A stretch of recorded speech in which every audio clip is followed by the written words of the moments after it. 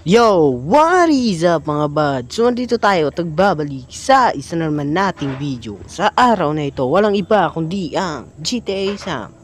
So andito pala tayo ngayon sa syudad ng Tres Islas. Reality roleplay mga bad, no? So kitang kita nyo naman napaka-solid ng Tres Islas mga bad, no? Napakadaming players kahit nagbabalik na lang ito. Wala pa masyadong features at mappings pero solid ang community. Kitang-kita nyo naman mga bad, no?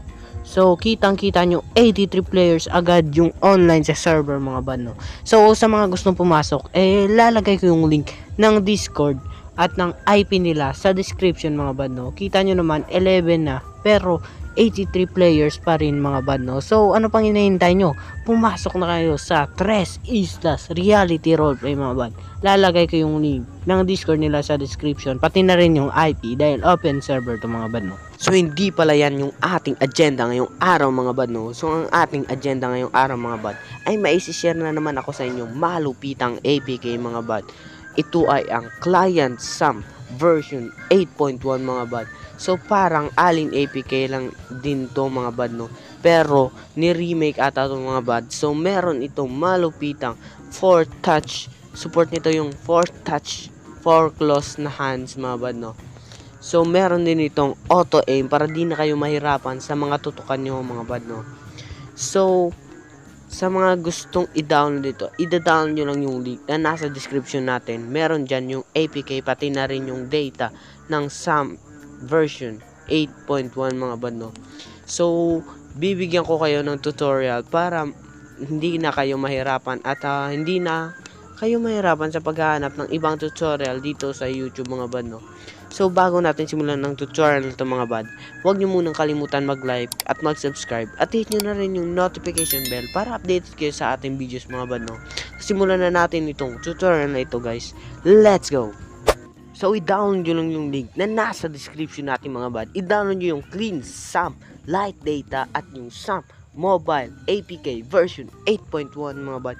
So, kung meron na kayong dating data ng inyong GTA SAM, so wag nyo nang i-delete yung mga bad. Tapos, wag nyo na rin i-download itong Clean SAM Light Data pala mga bad, no? So, pag na-download nyo yan mga bad, mag-download na rin kayo ng Z-Archiver sa inyong Play Store mga bad. So, isi-search nyo lang sa Play Store is Z-Archiver mga bad, no? So, eto siya mga bad, Z-Archiver. So, click nyo lang yan, tapos i-install nyo lang yan mga bad, no?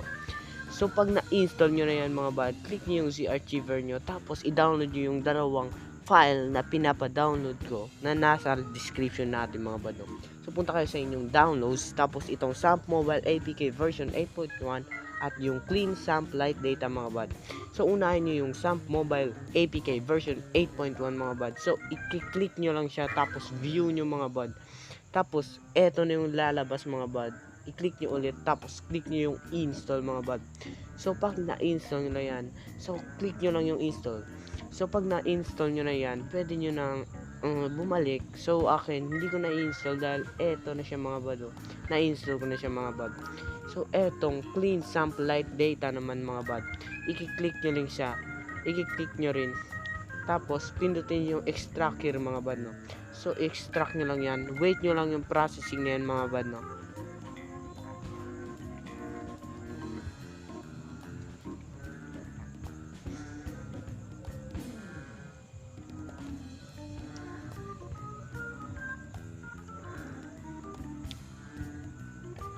So, pag na-extract nyo na yan mga bad, lalabas itong Gabtrix Data Light Clean mga bad. I-click nyo lang yan.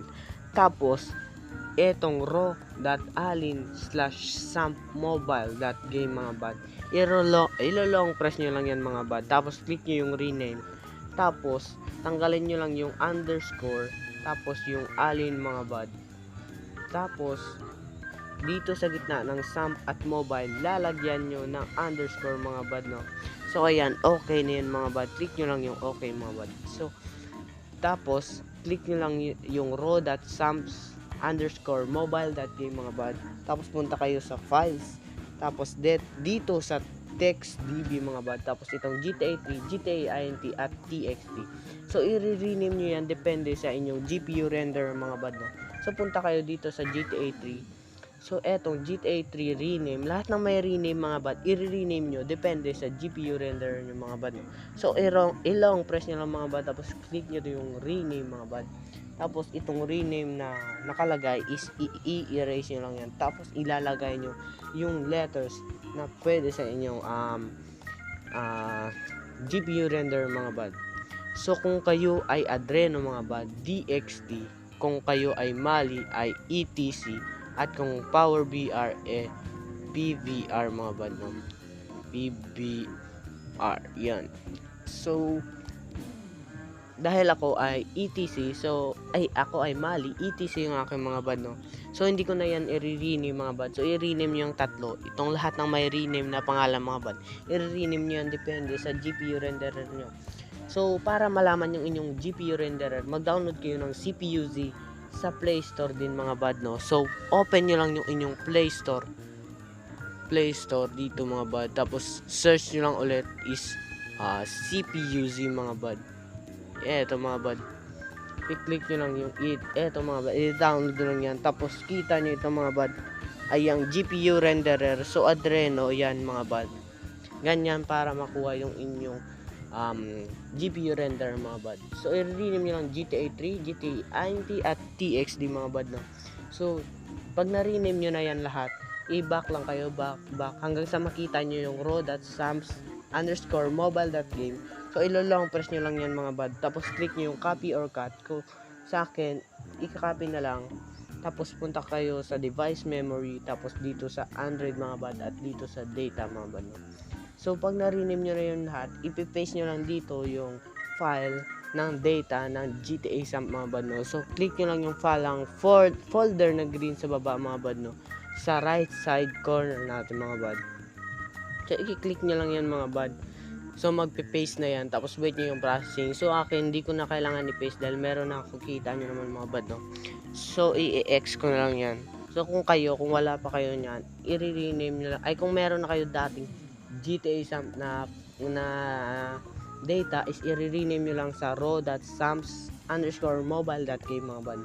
So pag na-download at na-process nyo na yung lahat mga bad, pwede na kayo maglaro ng inyong GTA Samp mga bad, no?